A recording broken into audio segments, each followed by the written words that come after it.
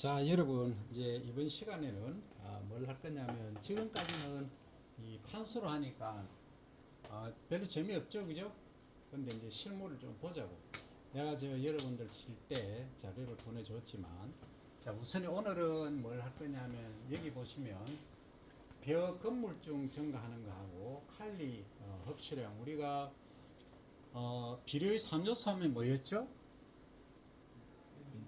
NPK. 우리말로 하면 질소, 인산, 칼이었다, 그죠? 근데 우리가 통상적으로 벼를 재배할 때 주로 NPK 요 세 개만 주로 주잖아요, 그죠? 실제 그렇잖아. 근데 NPK 중에서 전량 이제 기비로 주는 거 뭐였죠?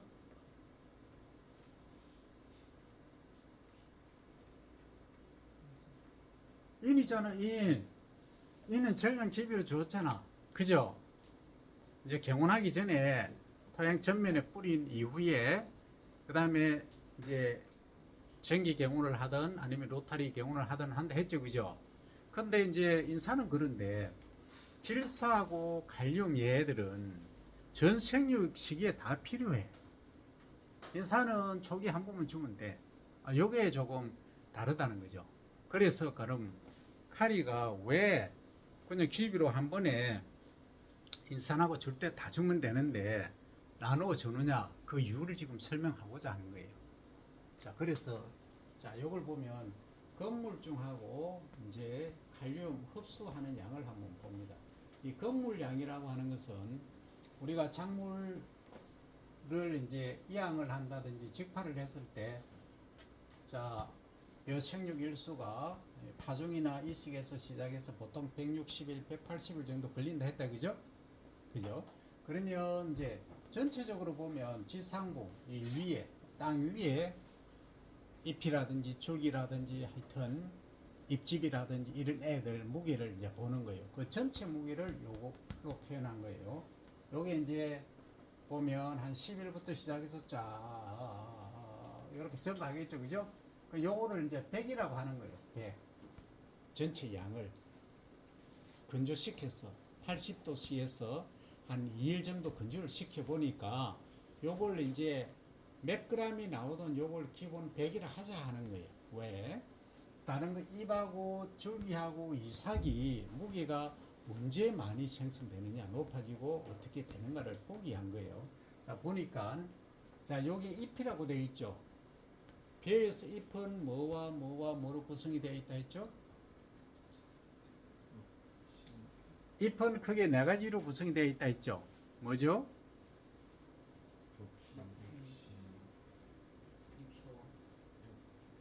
잇몸인, 엽신, 그죠? 그 다음에 여기에 이제 여기 잎 우리가 광합성을 많이 하는 엽신이라고 한다면 팔이 요 팔을 붙들고 있는 거 있죠? 딱 연결된 거. 요게 뭐라고? 칼집, 잎집이라 한다, 그죠? 잎집. 됐습니까? 근데 잎집인데 여기다가 벌레라든지 빗물이 못 들어가도록 요렇게 혀처럼 생긴 게 있죠, 그죠? 요게 뭐라고? 엽설, 잎혀, 우리말로 하면. 그 다음에 요게 또 바람이 분다, 비가 온다 했을 때 엽신이 이렇게 넘어지는 걸 방지하기 위해서 딱 잡고 있는 게 있다 했죠, 그죠? 양쪽으로. 그걸 뭐라 한다 했다? 엽이 기위자를 씁니다, 그죠? 기위자를 써서 요 네 가지가 잎을 구성하는 요소다. 그런데 말입니다. 우리가 배를 재배하면 이 풀이 상당히 문제인데 그 중에서 피가 가장 문제예요. 화분과 배과입니다. 그러니까 이게 잘 자라, 물에서도. 그래서 피가 문제인데 얘를, 피는 잡초입니다.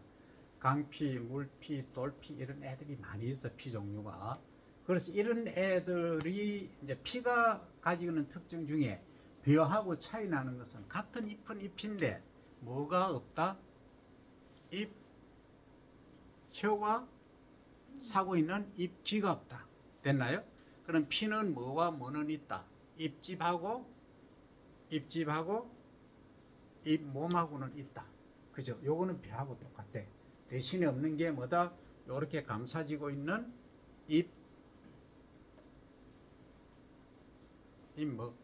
귀, 유비, 한자어로 쓰면, 그 다음에 잎혀, 엽설 요게 없다는 거예요.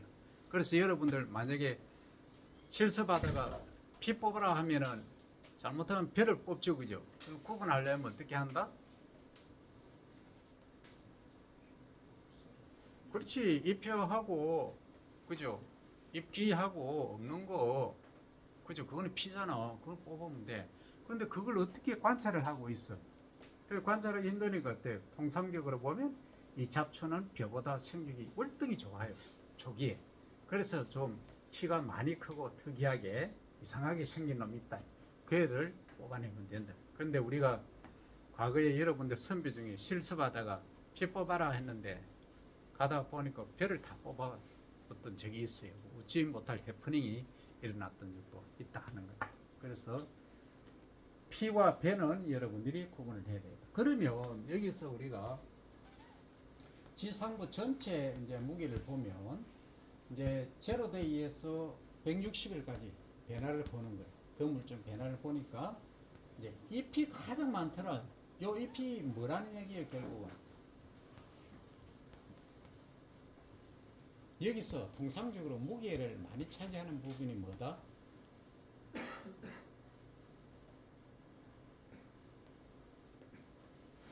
이 몸이겠지.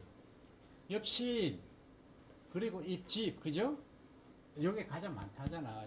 엽설하고 잎기는 좀 적다 이 말이죠. 아주 0.1% 정도밖에 안 돼, 전체 무게에서. 그 다음에 또 많은 게 뭐냐면 줄기예요. 줄기는 요렇게 이제 자라 올라가면 이 마디와 마디 사이로 연결되는 거 있죠. 요게 줄기란 얘기예요. 영어로 하면 컴이라고 하죠. 그러면 요 무게는 주로 언제 결정이 되느냐? 그리고 우리가 최종적으로 목적을 하는 요 이삭은 언제부터 많이 만들어지느냐 하면 통상적으로 파종하고 한 90일 또는 품종에 따라서 다릅니다. 100일 정도부터 시작해서 이삭목이 이렇게 첨가하는 거예요. 이해됩니까? 자, 여기서 한 단계 조금 더 나가 볼까요? 자, 뭐냐 하면 자, 전체 무게라고 하는 것은 잎무게, 줄기무게, 이삭무게 다 포함한 거죠. 그죠? 그죠? 그런데 우리가 수확 지수라는 말을 씁니다. Harvest Index. 수확 지수는 뭐냐면 요 전체 무게에 대한 이삭의 무게예요. 그러면 전체가 100이면 이삭이 50이면은 수확 지수는 얼마예요? 100분의 50이니까 0.5죠, 그죠? 0.5잖아. 100에 대한 50이니까. 그러면 전체가 100인데 이삭이 30이다 하면은 수확 지수는 얼마예요? 30이겠지. 0.3이겠지. 그죠? 그러면 우리가 육종을 한다는 입장에서 보면 자, 궁극적으로 새로운 품종을 만든다면 이 잎하고 줄기가 중요해요? 이삭이 중요해요? 이삭이 중요하죠. 결국 알맹이니까. 우리가 먹을 거니까. 그러면 여러분들이 대육종가가 된다 하면 이삭의 비율을 높여야 되겠지. 그죠? 그럼 수확 지수를 높인다 이 얘기예요. 그럼 전체가 100이라고 가정하면 땅 위에 있는 무게를 전부 달아봤을 때 100이라 가정하면 이삭이 30인 것보다 70인 게 훨씬 좋겠죠. 그 정도 하면 노벨상 바로 받겠죠. 그죠? 노벨상은 여러분들 바로 받는 거예요. 그런데 물리적으로 이게 가능하냐 하는 얘기예요. 왜? 줄기하고 잎이 있는데 이삭이 치고 줄기하고 잎하고 무게가 3이라면 지탱을 못 한다는 얘기죠. 그죠? 그래서 쓰러진다. 쓰러지는 것을 다른 말로 하면 뭐라 한다? 도복이 발생할 수도 있다 하는 거예요. 그죠? 그래서 이제 가장 이상적으로 소위 아이디얼하게 만든 초형이 있다. 그게 지금 나온 게 수확 지수를 보면 0.53 정도가 가장 이상적으로 지금 나와 있어요. 그래서 그거는 이제 조금 더 깊이 있게 얘기를 하고, 그러면 더 이제 한번 나아가 볼까요? 깊이 있게 한번 가보면, 자, 그럼 이상무게가 늘어나서 수확 지수가 높아지면 좋겠죠? 좋은데, 이게 만약 이상무게만 높아진다고 좋느냐? 그게 아니다. 지금은 어떤 시대입니까? 양의 시대입니까? 맛의 시대입니까? 맛의 시대죠. 양 아무리 많아도 밥맛 없으면 안 먹는다 이거예요. 그러면 소위 쌀 품질 이렇게 말하는 거예요. 그러면 밥맛이 좋은 쌀을 많이 생산해야 되겠죠. 그죠? 그래서 거기에 관한 것까지 지금 연구를 하고 있다 하는 겁니다. 그래서 더 많이 하면 여러분들 머리 많이 아프니까 일단 여기까지.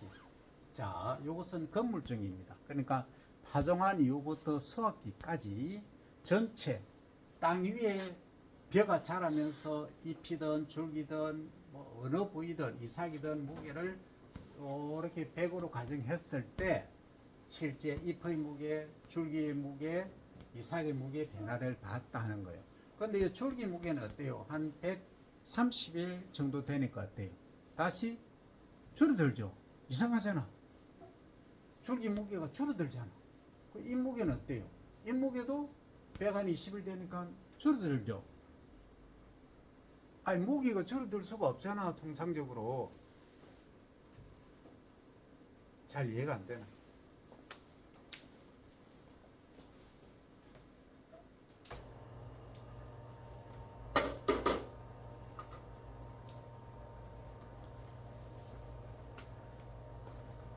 자, 벼가 이렇게 자란다, 그죠? 보입니까? 벼가 이렇게 자라는데, 자, 나중에 이제 이삭이 이렇게 달렸어. 뿌리가 이렇게 있겠지? 그러면 이렇게 지상부로 봤을 때, 요 무게가, 요거는 이제 잎이 이렇게 있겠죠, 그죠? 이삭은 또 요렇게 나와 있을 거고, 이 무게가, 잎의 무게가, 또는 줄기의 무게가 줄어들 수가 있느냐고. 이상하지 않아요? 아, 줄기 무게가 왜 줄어들까?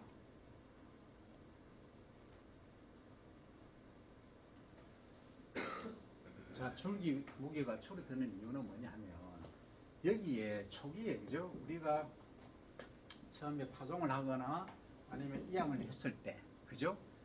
새끼를 친다 했죠? 분할을 한다 했죠? 근데 분할을 몇 개 정도 한다 했나요? 한 포기에 15개 하면 아주 아이디어한 거고, 보통 30개에서 40개 정도 새끼를 친다 했죠? 그 중에서 실제 이삭을 맺는 거는 몇 개라 했어요? 15개에서 16개 정도 되죠, 그죠? 요게 한 포기에. 그럼 나머지는 어떻게 한다는 얘기예요? 나머지는 가신다 이 말이에요. 가시니까 어때요? 무게가 줄어드는 겁니다. 이해하죠? 그럼 우리가 신품종을 아주 멋진 노벨상을 받을 수 있는 뭔가 품종을 만든다면, 자, 이삭이 15개 맺히면 딱 요것도 분할도 15개 딱 하면은 비료 사용량도 줄어들고 병해충 발생도 적고 아주 좋겠죠? 그런데 현실적으로 사실 많이 어려워. 어쨌든 이론적으로 그렇고 실질적으로 이러하다 이 얘기입니다. 이제 이해됩니까? 이게 이해 안 되면 다음 설명할 의미가 없어. 이걸 이해를 해야 돼. 혹시 이해 안 되는 사람? 다 되죠? 왜 이 시기부터 이렇게 무게가 120일 또는 130일 정도 파종이나 또는 이양 이후에 이렇게 무게가, 잎의 무게가 또는 줄기의 무게가 줄어들까 하는 이야기입니다. 됐죠? 자, 이걸 반드시 이해를 해야 됩니다.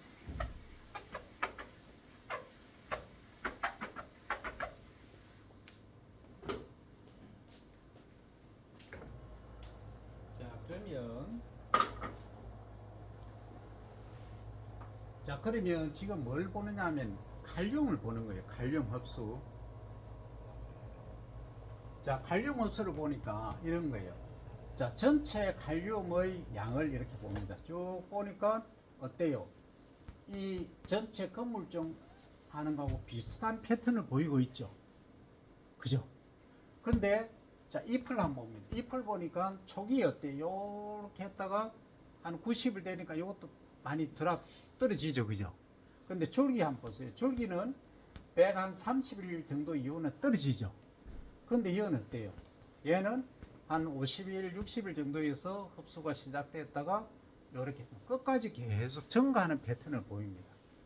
이 칼륨이 그렇다는 얘기예요. 그래서 칼륨을 여기 기비 줄 때 맨 처음에 여기에 주지 않고 나누어서 이삭 형성, 이삭이 만들어질 때쯤 주면은 후반기에 흡수를 해서 이렇게 후반기 식료까지 좋아지게 한다 이 얘기입니다. 오늘 칼륨에 관한 얘기를 하고 있어요. 그만큼 중요하기 때문에 그러합니다.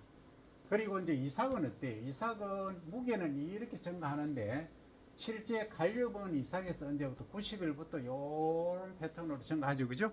이렇게 증가하는 패턴을 보인다 하는 겁니다.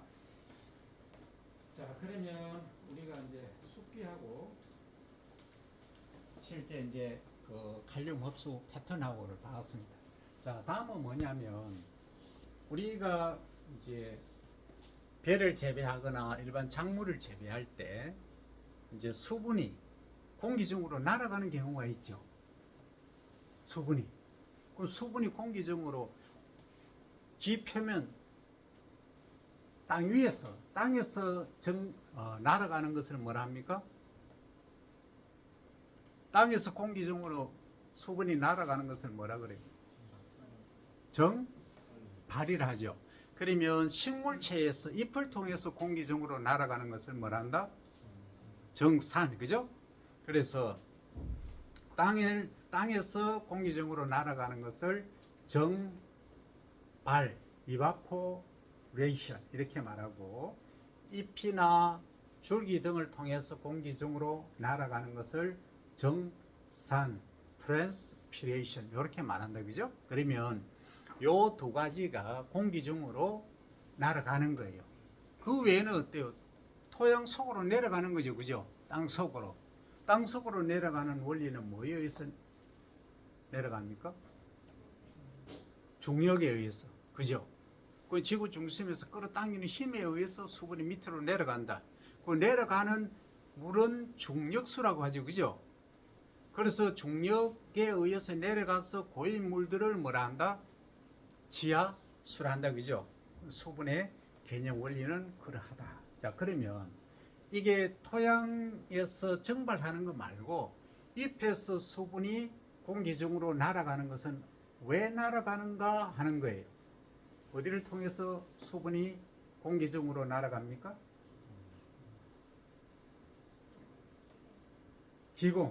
기공이라는 숨구멍을 통해서 날아간다 이 얘기예요. 숨 쉬는 구멍, 숨구멍. 그런데 숨구멍이 있다는 말은 다른 말로 하면 뭐예요? 광합성을 할 때 바깥에 있는 뭔가를 받아들이겠죠. 그게 뭐예요? 광합성 할 때 받아들이는 건 뭐예요? 이산화탄소죠. 이산화탄소를 받아들이고 수분을 바깥으로 내보내는 두 가지 요 기능을 하는 게 기공이다 합니다. 산소도 물론 왔다 갔다 할 수 있죠, 그죠? 네, 기공의 역할이다. 그런데 말입니다. 벼잎을 이렇게 딱 보면 이렇게 생겼다는 거예요. 이렇게.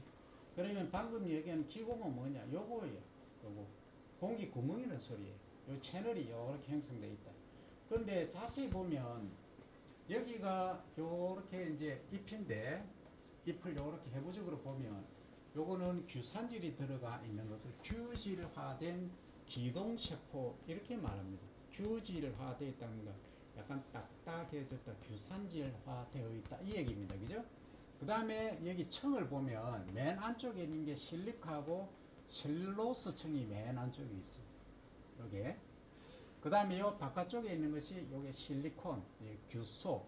이 다른 말로 하면은 여러분들 백사장에 가면 바짝바짝 하는 거 있죠? 모래 속에 섞여서. 그게 규산이에요.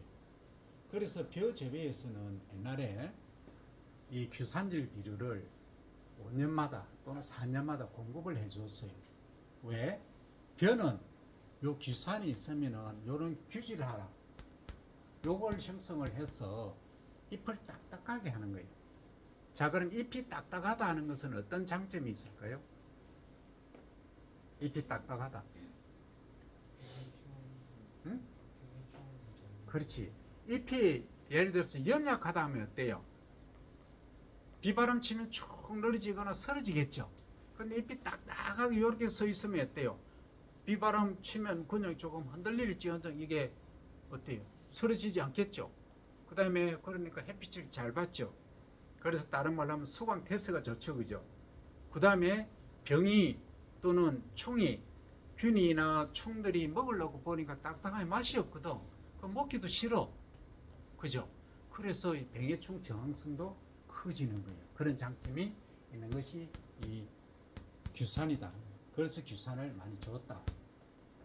과거에는 토양에다가 흙에다가 이렇게 혼합 믹스를 해서 줬어요. 근데 최근에는 액상으로 이제 규산을 이제 액상화해서 액체로 해서 스프레이를 이렇게 뿌려주는 방식을 택하고 있다. 그렇게 한다 이 말입니다.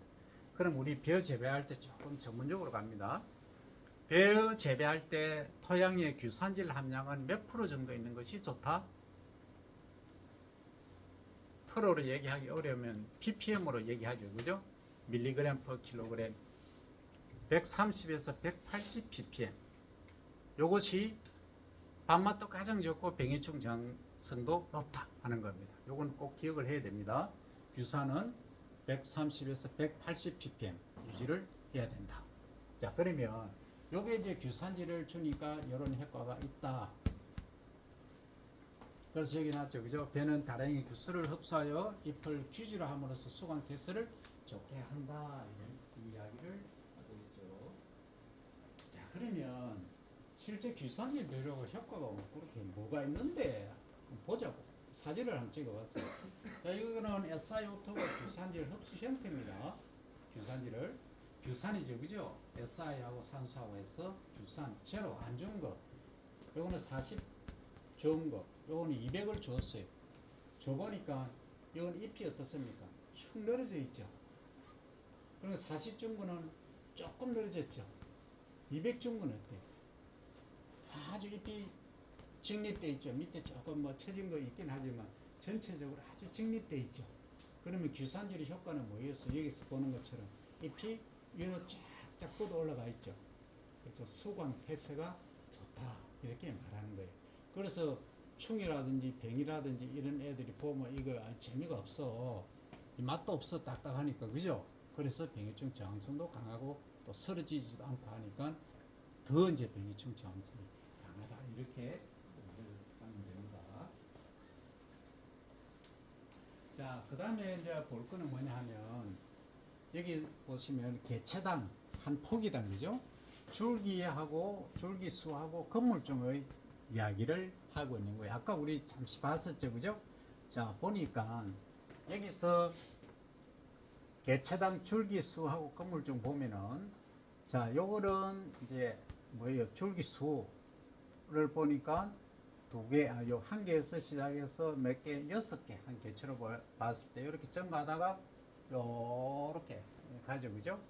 그 다음에 잎줄기 무게도 요 패턴을 그린다. 그 다음에 이상 무게는 어때요? 어느 시점에서 시작해서 요렇게 증가하더라. 아까 이야기를 했죠, 그죠? 그래서 요거는 우측은 이제 퍼센테이지로 나타낸 겁니다. 요걸 100을 했을 때. 자, 그럼 개체당 줄기수하고 건물종을 이렇게 비교를 해놓은 거고, 그 다음에 개체당 이제 유기물. 유기물은 뭐죠? 유기물의 개념. 유기물 개념이 뭐예요? 탄소로 구성된 복합체지. 그죠? 한마디로 얘기하면. 그러면 벼가 이렇게 있으면 그 유기물을 왜 할까? 벼가 자라는 벼 속에는 광합성을 통해서 얻은 뭐가 있다? 당도 있을 것이고, 그죠? 그 다음에 그것이 전분으로 쌓인 것들도 있을 것이고, 그죠? 그 다음에 섬유소도 있겠죠. 그 다음 무기성분도 있겠죠. 그래서 유기물 변화를 보자는 거예요. 유기물을 보니까 자, 먼저 단백질은 요 패턴을 그리고 그 다음에 이제 리그닌하고 셀룰로스 하는 섬유질 그리고 이제 전분으로 되어 있는 녹말 이런 패턴을 그리고 있더라는 겁니다. 그 다음 그 아래에 있는 거는 뭐냐면 개체당 양분의 흡수 패턴입니다. 자, 질소하고 인하고 아까 카리는 여기 설명을 했죠. 칼륨은 여기 보시면 여기에서 이런 패턴을 그린다고 했습니다. 전체 양으로 봤을 때. 그러면 가장 많은 거는 다 익었을 때, 그죠? 완숙기 때 가장 높더라.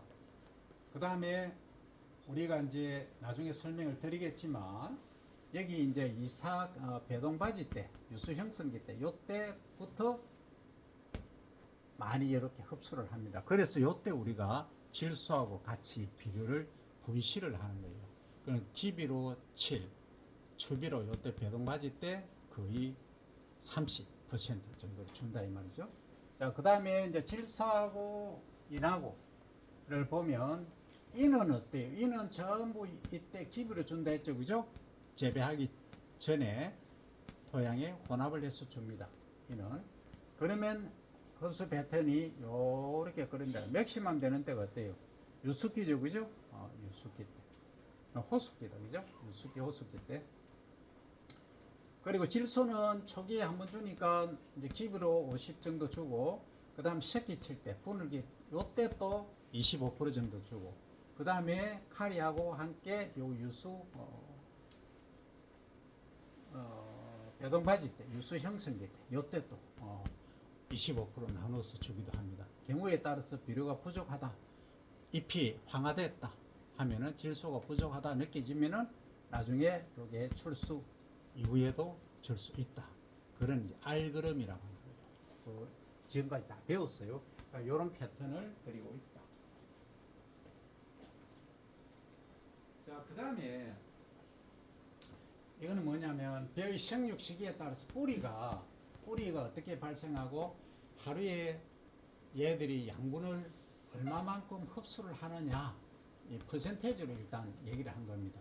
여기 가만히 보시면 조금 복잡하죠, 그죠? 복잡하지만 자, 요것은 이제 시작을 모내기 때로 한 거고, 그 다음에 이제 배동바지 유수 형성기, 어린 이삭이 형성되는 때, 그리고 이삭이 펴는 출수기, 그리고 완전히 이제 익은 시기, 그죠? 완숙기 때를 이렇게 나누어 봤다는 거예요. 보니까 하루에 흡수하는 양을 보니까 요 질소, A는 질소죠? 그 다음에 칼륨, 인, 그죠? 그러니까 이 순서대로 나와 있는 거예요. 질소는 초기에 가장 많이 흡수하죠. 그죠? 그 다음에 카리도 초반에 많이 흡수하죠. 인은 어때요? 약간 뒤에서 이렇게 흡수해요. 그래서 요 인은 또 나중에 분석해보면 뿌리에 많이 있어. 뿌리에 있다 이동을 해. 그래서 초기에 이는 다 줘도 문제가 없다. 그러나 질소하고 카리는 반드시 나누어서 분실을 해줘야 된다 하는 거죠. 그 다음 또 다른 성분 볼까요? 자, 그 다음 여기 뭐냐면은 요 패턴 그리는 게 요 규소예요. 규소. SI 아까 규산 얘기했죠. 같은 겁니다. 규소는 어때요? 초기에는 약간 늦게 흡수를 하지만 어느 피크 배동바지 유수 형성기 때부터 시작해서 이렇게 많이 흡수를 하죠. 그러면 우리가 만약에 내가 비료상을 한다, 비료 회사를 운영한다 하면은 요게 규산이 그만큼 벼 생육에 중요하다.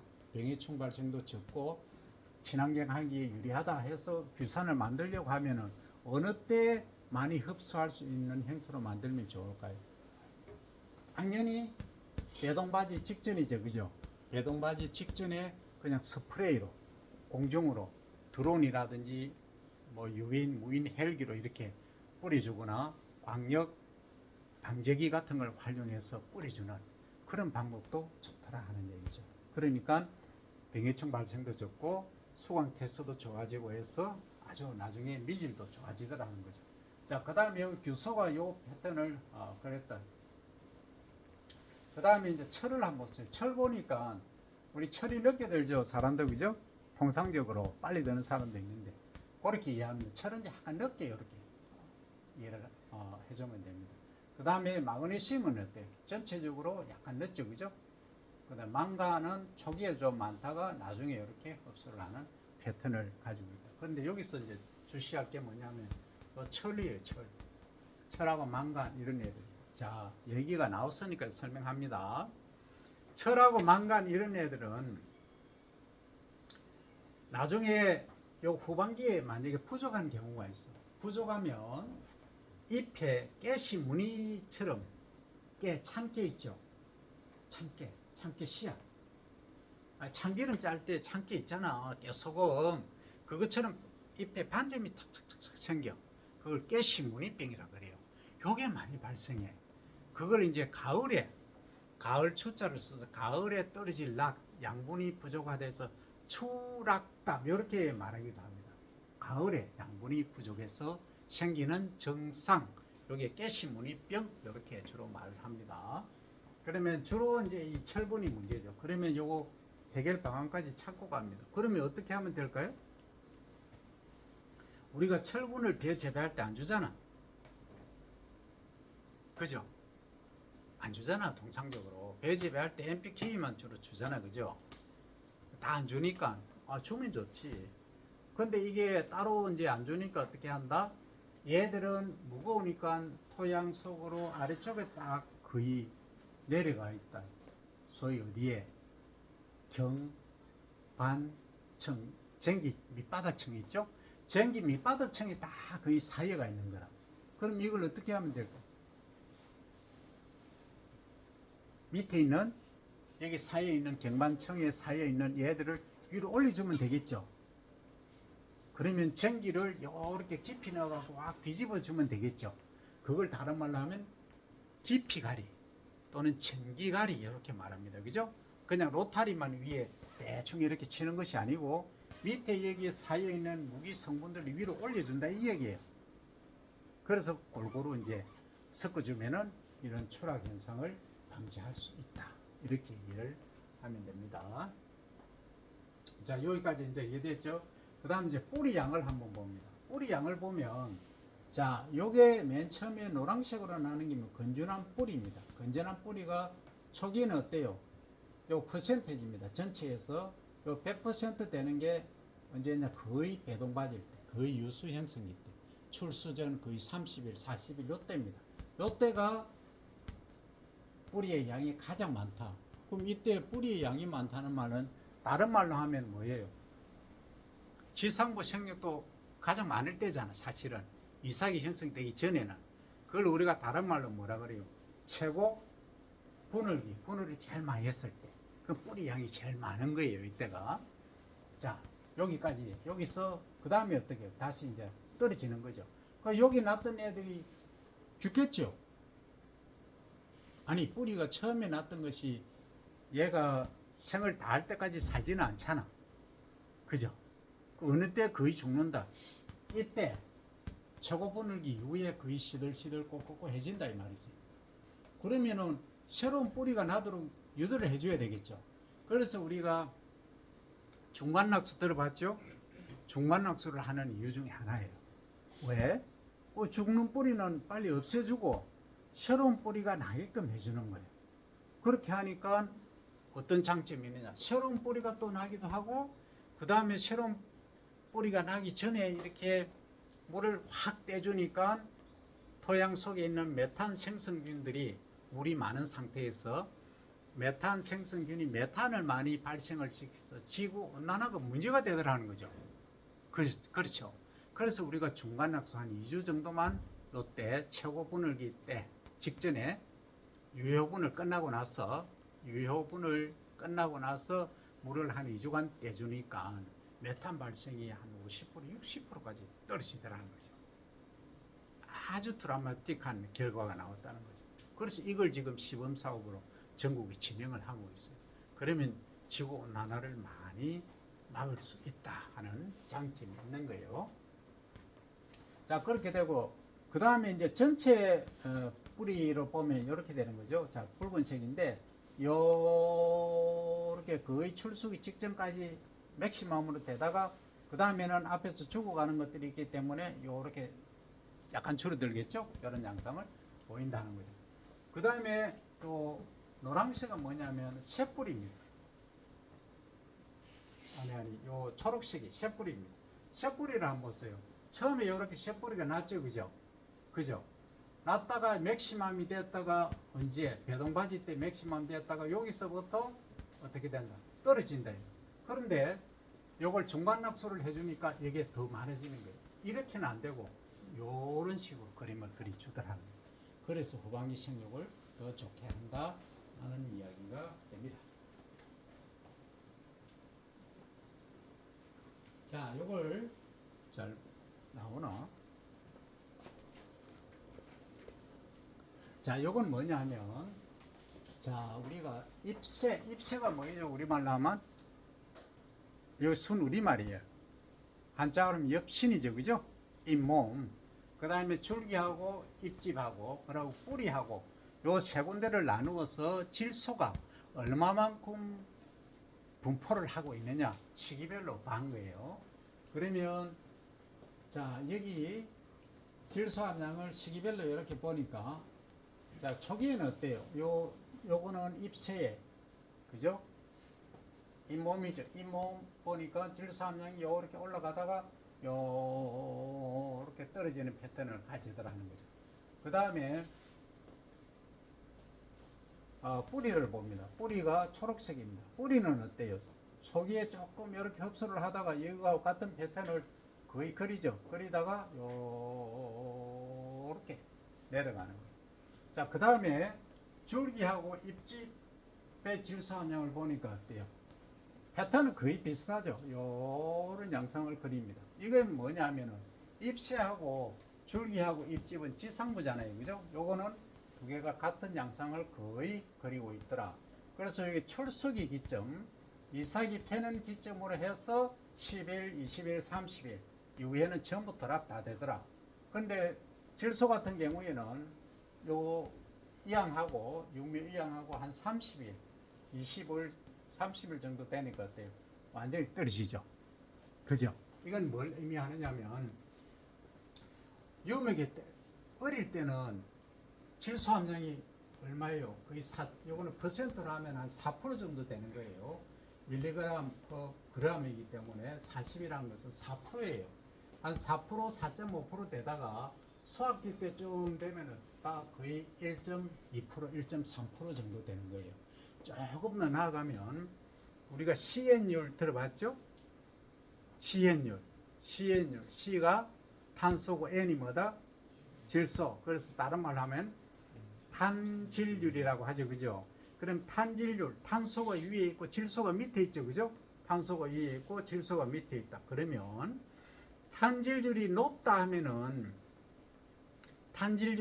하면은 탄소가 많은 거예요. 질소가 상대적으로 많은 거예요. 탄소가 많죠. 지상부가 크다. 이 이제 질소가 상대적으로 적으면은 탄질률이 높으면은 이제 잎색이 진할까요? 황색에 가까울까요? 탄질률이 시엔율이 크면 황색으로 많이 변하죠. 그런데 시엔율이 낮다면 질소가 상대적으로 많으니까 녹색이 진하게 지그죠. 요걸 이해를 해야 돼. 자, 그러면 요걸 이제 다른 데 한번 응용을 해 볼까요? 이제 1학년 아니니까. 자, 우리가 퇴비를 만든다. 퇴비를 이제 볏짚, 보리집, 밀집, 낙엽 이런 애들을 모아서 그냥 놔두면 이게 퇴비되는데 부숙되는데 시간이 너무 많이 걸려. 그죠? 그때 우리가 뭘 추가를 해준다? 그거는 이제 뭐에 달려있냐면 볏짚, 보리집, 볏짚이라고 가정해봐요. 볏짚이 어디 있어요? 줄기, 잎, 요거죠, 그죠? 요게 나중에 가니까 어때요? 0.5% 정도밖에 안 되죠. 질소가 0.5%밖에 안 되니까 이게 너무 적은 거야. 그러면 리그닌, 셀룰로스, 헤미셀룰로스 이런 섬유질을 분해하는 애가 누가 분해를 해요?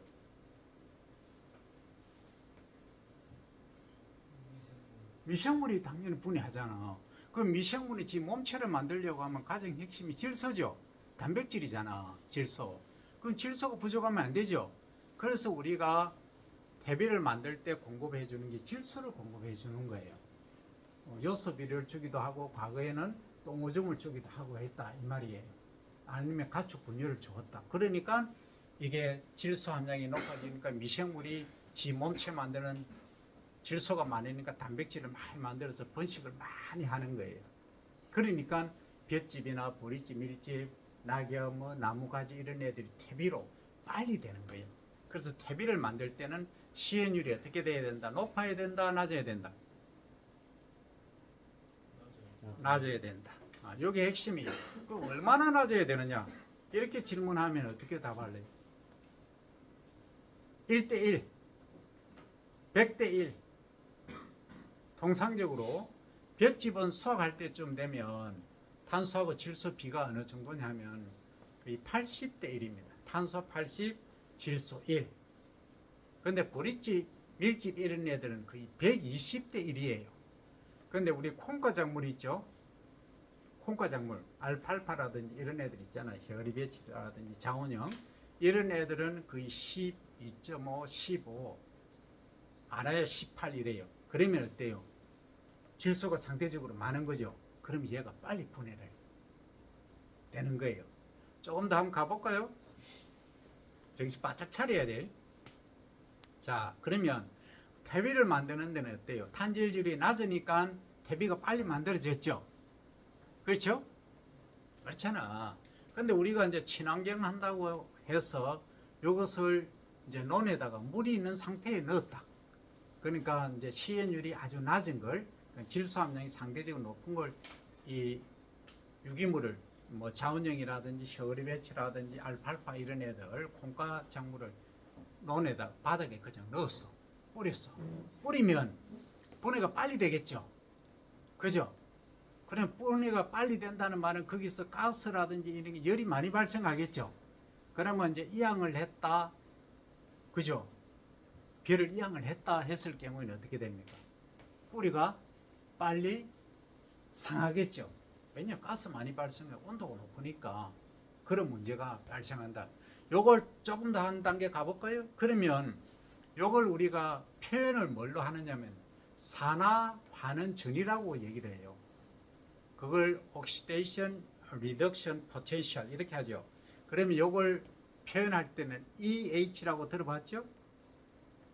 처음 들으면 지금 들어본 거예요. EH 산화하는 전이를 얘기하는 거예요. 그러면 산소가 많으면 이게 수치가 양의 수치로 올라가는 거 200, 300으로 올라가고 만약에 이제 산소가 부족한 조건이 된다.